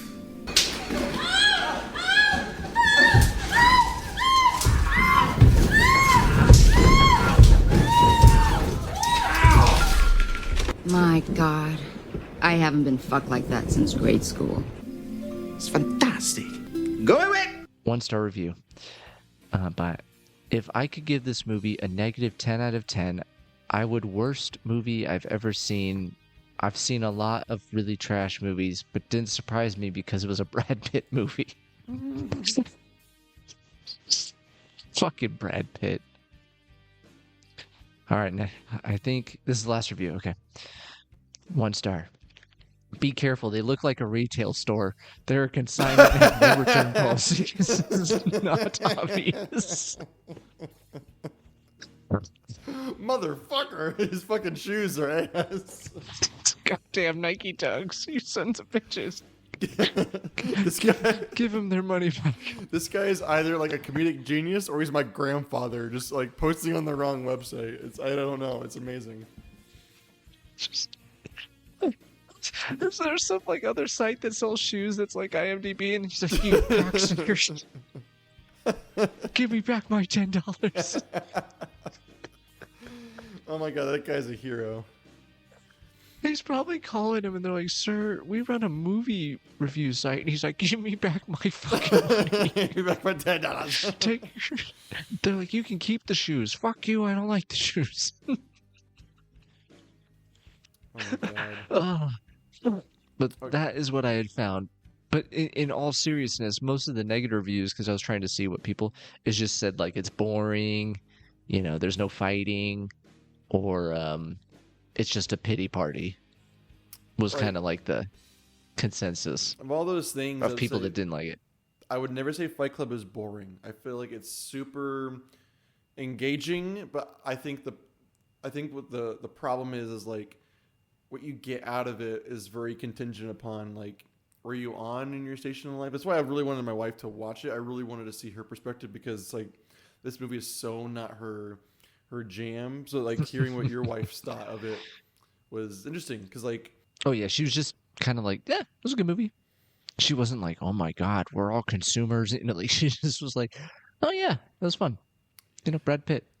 It's obviously a very like masculine kind of based movie. So it's like it's kind of like always put it there was like Stand By Me, where I've always feel like Stand By Me and Fight Club are very like movies that men get kind of something out of because most of the predominant characters are males, and it's very about like growing up and dealing with like shit, which you know, but anyone can deal with the themes of Fight Club, but obviously the Fight Club is obviously it's all men dealing with that shit. So it's interesting to see her perspective on it. She enjoyed it. So okay, so anyone can get there. Hear that, internet, and everybody can get anything out of Fight Club unless you're really trying to buy shoes, and you will get nothing out of this fucking movie. Don't buy from them. They're fake. So join us next week for the Sisterhood of the Traveling Pants. Yeah. Well, like on IMDb, one of the reviews someone was writing, or maybe it was on Audible. I can't remember which one it was. One of the reviews I was reading because I was just like curious about people's thoughts about this too after I listened and watched them. Someone said, "Oh, this is the response to like the women's book clubs and things happening." I'm like, okay, sure, but also not. Like I get that. I don't know, like what place do men have to go hang out? Like nowadays, there's more options. You have gyms, or you can go with the classic, go to the bar. Yeah, or go to work. You go to work, or like you go to some kind of like religious group or gathering. Like people like do that. So like there's more options. So I don't know. I wasn't an adult. Yeah, you can join a boxing gym and hit each other. Yeah, which then you can start your own cult. But anything else like you loved about this movie before I get to our kind of final questions I had here? No, I'm really now. I mean, we'll go to your questions. I think I've spoke my piece. What I really want to discuss before we end, and we can work it in wherever, is the kind of the its initial reviews or like how it affected audiences when it first came out. Because this movie did not succeed. No. It was a failure, and it made itself up with the cult that it created. But critics and audiences did not like this movie when they first saw it. Well, because like I think I think that's the thing is it's kind of off-putting, like in and of itself it's extremely violent and it doesn't care like it's because the narrator like Edward Norton's whole character is he's so apathetic, like he cares about nothing, and that's like my one kind of criticism is like I don't really get why he cares about Marla Singer at all. I get they kind of have a connection because they're both kind of so outsiders to everything. So maybe they kind of, misery loves company. But like, I guess if you're a person who's emotionally intelligent, you might not get anything out of this. And like it could be very off-putting. Like to go from life is misery, life is shit, let's blow shit up and do it if you take it at its face value kind of thing. I watched an interview with David Fincher. He went to a he was part of a screening, and he basically before the movie just looked at taught the audience being like, yeah, I'm the director of Fight Club, just hello everyone, and he said it ended, and he goes, this group of 4 like older women like in their 50s walk out and they just look at him and shake their heads at him and leave. And he's like, I did it. He was like, I've never been happier with a piece of art I've made. No, like that kind of gets into like anyone listening to this podcast, or there's anyone still there, like they've seen Fight Club because like you're listening to a movie podcast. You're a person like who likes movies. You've seen Fight Club. Fight Club is so ubiquitous. It is like so many people's top 10 list is Fight Club. And it's not mine. Like, there's nowhere near my top 10. No. But like, I really do appreciate the filmmaking and like the kind of anarchy that's kind of built here. And then like reading some behind the scenes of IMDb, like David Fincher fought for this movie, and Brad Pitt and Edward Norton fought for this movie and did their own campaign, like and own stuff to really sell this movie because I think they knew like this is not gonna work. But like they knew it's gonna have legs eventually, and then you have DVD and at the time VHS rentals. I'm sure this movie made money off of VHS rentals. Like I'm sure this cult following happened because the proliferation of like VHS and eventually DVDs, like sales. Like this is one of those like movies that you'd hear from a friend. Like that's how I heard about it. Like my cousin telling me, you haven't seen Fight Club, you need to see Fight Club, because it's just that word of mouth is what sells a lot of people on this. Yeah. It reminds me of I'm not a big fan of Matt Damon, but he did make a good point of like one of the reasons why movies are difficult now, or like we don't have the same kind of movies we used to, is because he goes, you have to make your movie, you have to make it at the box office. Like if you do not, you're done. He's like, in the past, like a movie could gain legs in 5 years on DVD sales, or movie sales or anything. Like over time, that movie could earn its money back. So if you didn't do well in your initial opening, like that's okay. You could still recover. But he's like, now if you don't make $1 billion in a month, then like you're done. Like No, your movie's cooked. I think it's even worse because like there's so many movies out, whether it's streaming or in theaters. Like people will say things are flops within like the first week. I was talking to someone and they said, "Oh, the new Jurassic World movie is gonna be a flop." I'm like, "No, it's not." Like they said, in the first week, it didn't make back this amount of money. It's a flop. I'm like, no, it's not. Like it's going to make its money back because it's summertime and it's dinosaurs. People are gonna go see it, but that's like the box office like champions. People will like jump on a thing if it's not in the first weekend. Not gonna make if it doesn't make the exact projections, it's fucked. Or the opposite, Superman. Superman made a bunch of money this weekend when it came out. But I'm like, yeah, but I think it's going to be very forgettable. And I know, like, people are arguing that it's like, right now, this is the movie. I'm like, well, James Gunn wrote this like years ago. So like this, it's not as hot topic as you think it is because it's just using the same problems. We've had immigration and war issues forever. It just kind of came out at the right exact time for people to politicize a fucking Superman movie. So like I don't know, like I agree with it's like Fight Club.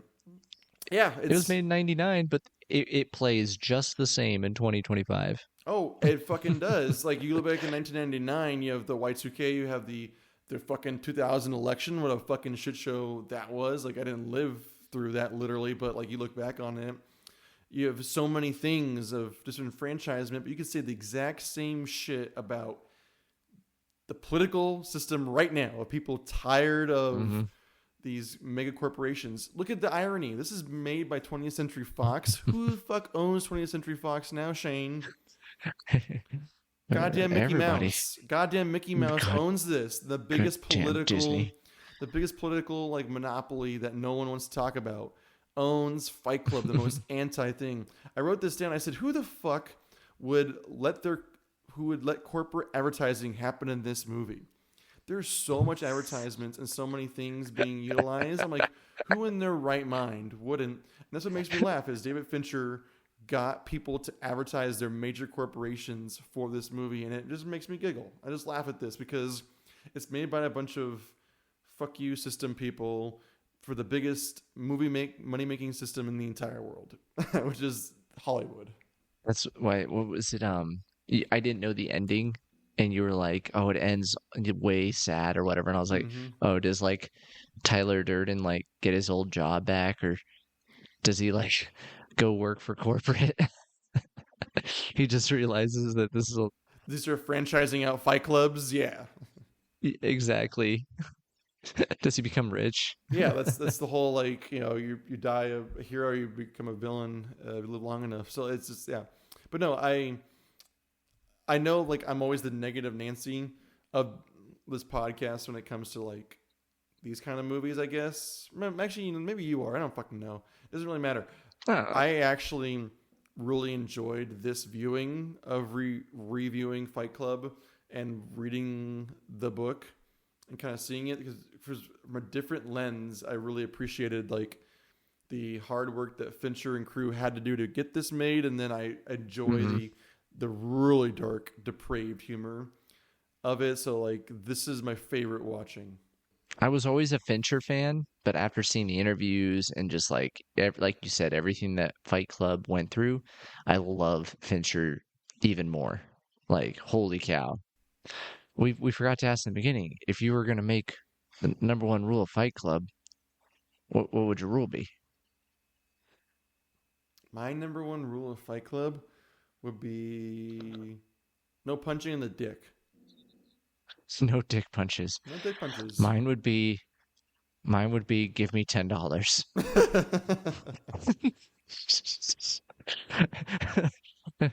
The second rule.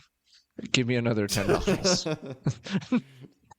It makes me like when I was watching the movie, listening to the audio book. I kept laughing to myself, thinking of the Canada episode of South Park where they're like where Canada's mad because they want more money, and they just keep saying, "Give me more money." Well, where? I don't know. Give me that internet money. It just like to me is like the whole joke of Fight Club. Well, I'm mad about society. Okay, what do you want to do about it? I don't know. Blow things up? Fine. Hey. It's the exact same. Hey, fuck you. It's the exact same logical process where I'm mad. What do I want? I want this thing. Okay, well, just give me my thing. I just want to burn shit down as opposed to like thinking about a rational solution to these problems. It just made me giggle. Well, I don't want it if you're gonna give it to me. Yeah, Oh man, my third rule would be no Nike Dunks. No Nike. Get bought from fake websites. That's of course. That's of course. I was going to ask what would a 2025 remake of this look like, but we kind of did that already, so I'll skip. Yeah, that we kind of covered that. And I'll skip my whole movie thing about watching the lesbian version of this. Okay, last question is: would you change anything? Is there anything in Fight Club, the film, that you would want to change at all, or no? Honestly, no. But like, I was trying to really think about something like, what could I change? Because I don't think it's a perfect movie, but I don't want to mess with it, you know. But maybe I would recast Ed Norton, and this is not like a very strong held belief, but I was like, because my issue is when I realize that Tyler Durden is not Brad Pitt, I don't believe that Ed Norton could rally the troops and create this whole thing. I don't think I don't see him with the charisma to do that. So I don't know how you fix that, where you get an actor that is the secondary and meager and loser, but also could be the charismatic leader. That's the only thing that I would even think about, but I don't really know if I want to do that. But that's my thing. What about you? Like that's why I like Edward Norton, because he's so pathetic. Like, you wouldn't believe he's Tyler Durden. That's why the kind of like the twist works for me. Maybe if they showed a scene where like they actually showed him giving the speech, and because Edward Norton has the ability to be like creepy or enigmatic or, you know, persuasive. Maybe they showed a scene of him doing it that might kind of help it. But I actually like that he's so opposite, because he's so fucking pathetic. Like I like the scene where like he's gonna punch him and he punches him in the ear, and like he like almost apologizes. Oh, I'm so sorry for hitting you, and he just punches him in the stomach. So I actually like Brad Pitt's like, ow, you hit me in the ear. Yeah, and then any movie person knows like the lore, which I don't know if it's true or not, according to IMDb, is like Fincher told Norton actually punch Brad Pitt, and he punched him in the ear, and it's actually Pitt's reaction. And then you can see Edward Norton laughing after he punches him. I never noticed it, because I'm always just laughing at Brad Pitt's reaction. It's just like, oh, what the fuck? He punched me in the fucking ear. It's just a perfect comedic like setup and payoff there. Brad Pitt seems so jovial, even all his interviews. He's just smiling, and he's like, "Oh yeah, you know, it's an anarchy movie," but like, he seems like such a happy-go-lucky dude on the outside. I think that kind of shows through, but I don't know. I might be making this up, but I think I read somewhere that Pitt and Norton were stoned through all of the press junket stuff. Like I'm not sure if I'm making that up or mistaking it for a different movie, but I think I read somewhere like it makes so much sense now. It does, because I think that was their whole thing, was just to go in there stoned and just kind of like laugh it off as a joke, to play that to build up that it's a comedy and kind of like be silly. So I don't know if I'm making that up or if that's just something from the recesses of my mind. I remember when we first aired it at the Venice Film Festival. We had the best screening ever. Yeah. They do this midnight screening. Yeah. It was Edward and I. For some reason, we thought it'd be a good idea to smoke a joint beforehand. Oh, that's right. We sat next to the guy who was head of the festival. The movie starts out and it's dead silent. And I see the festival head. I see him start to go, you know, with bits that I think are really funny. And Edward and I are laughing out loud. We're like the obnoxious Americans laughing at our own movie. All the interviews I watch now make so much more sense, because they're just like, they have this fuck you attitude with a smile, where they're like, yeah, I hope you don't like it. Like, you know, because I guess when it got reviewed at the Venice Film Festival, I want to say, the critic audience booed it at the end. And Brad Pitt looked over to Ed Norton and hugged him, and he said, "We just made the greatest movie of all time." For years, this was one of those movies where I was like, I just don't really get the second half. The Project Mayhem doesn't work for me. So like, I could see you not liking the second half, but the first doesn't matter. The first half has always held the test of time to me, of like being really just great energy and great filmmaking and great acting. So I've never not liked this movie. I never got the hype of it. I just have a different appreciation for it now. But the one thing I wrote this down. I disagree because I think I appreciate this movie more than ever.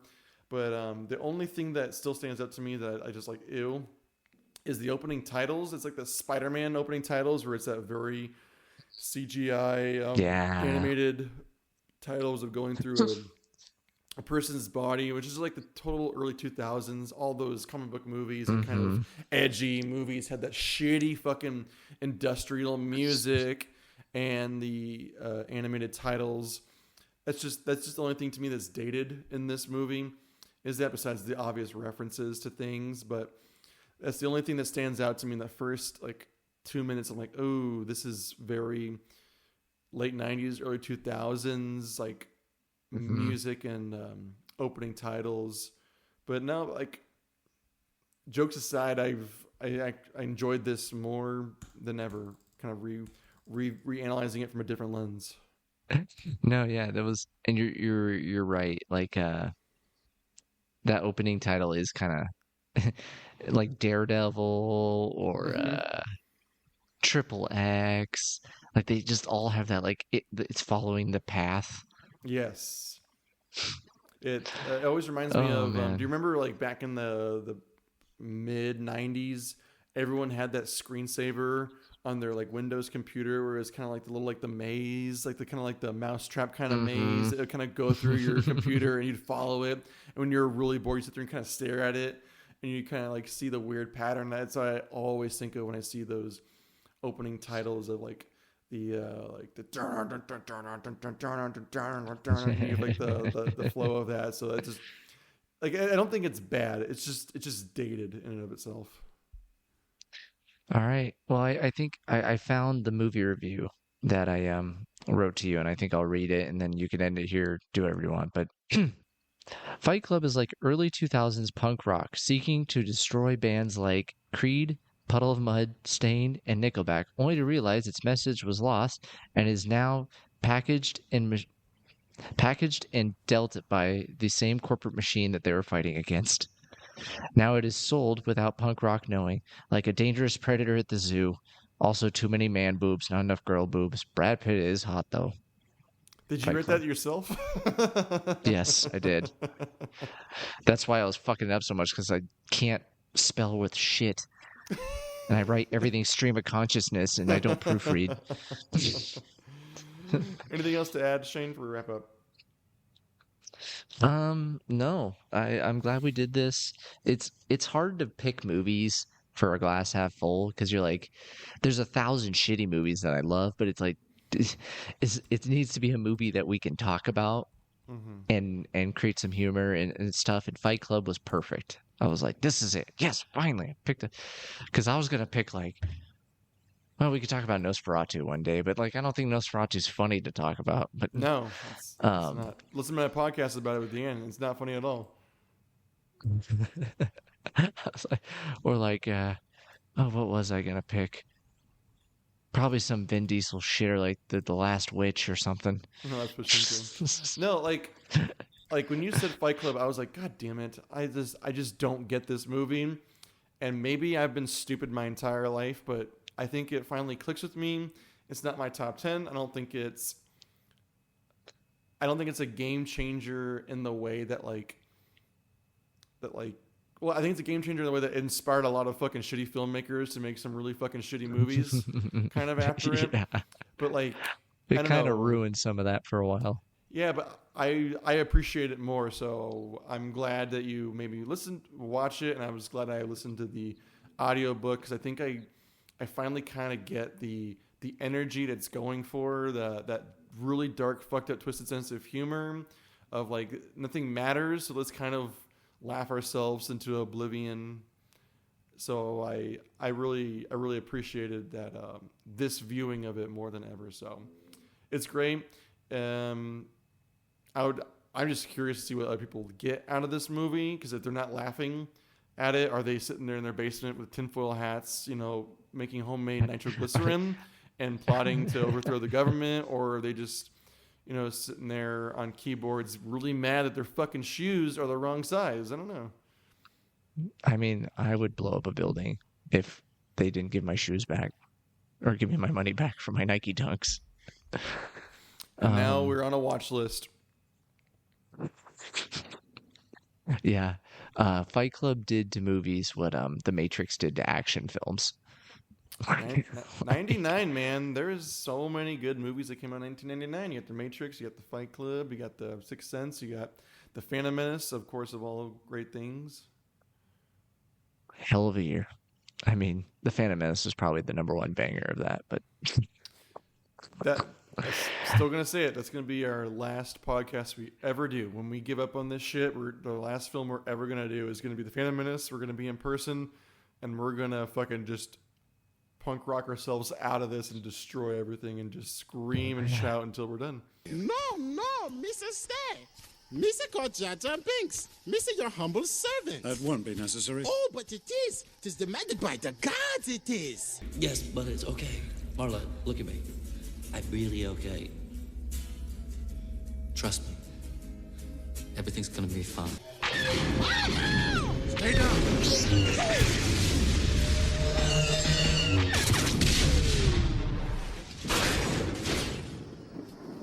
You saved my again. What's this? A local. You met me at a very strange time in my life. When people listen to that podcast, they're going to know that we're sitting in a room filled with a bunch of homemade explosives that we're going to detonate at the end to Jar Jar Binks. Mm-hmm. We're going to go blow up Lucasfilm Ranch or whatever it's fucking called. Misa would like to make a statement to the Senate.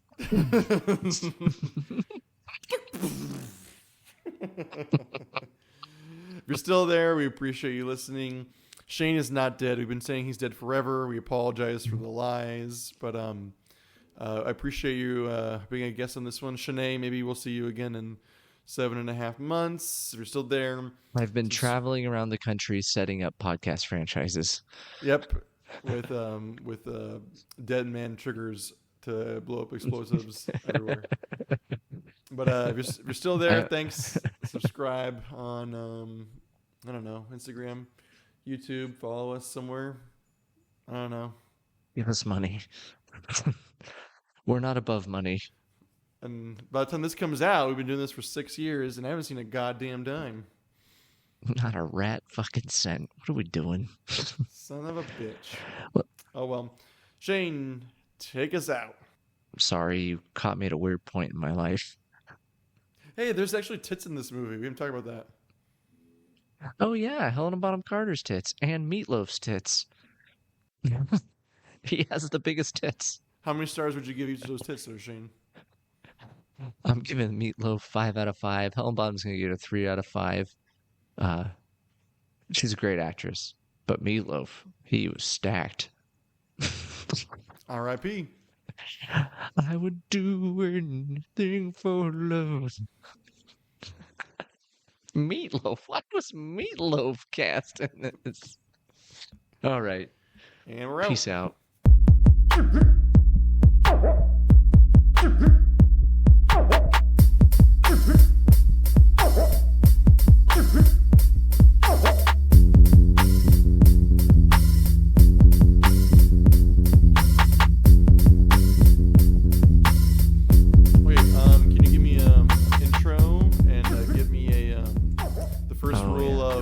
Podcast is you don't talk about glass half full. And then the second rule can do whatever you want. All right, welcome everybody. Remember, the first rule of the Wasted Potential podcast is we don't talk about the glass being half full. The second rule is give me my fucking money for my Nike Dunks, you sons of bitches. It's a fake fucking website that you run. That may not make sense in context. Will definitely not make sense in context, but I'll save it to the end. You sons of bitches.